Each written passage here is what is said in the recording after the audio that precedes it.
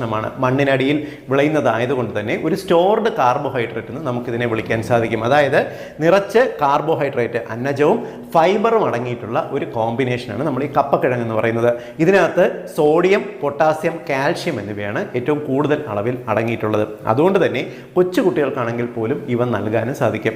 ഇവ കൊണ്ടുള്ള ഗുണം നമുക്ക് വളരെ പെട്ടെന്ന് വയറ് നിറഞ്ഞ ഒരു ഫീൽ നമുക്ക് കൊണ്ടുവരാൻ സാധിക്കുന്നു. ഒരു നേരത്തെ ഫുഡായിട്ട് സമൃദ്ധിയായിട്ട് കഴിക്കാം.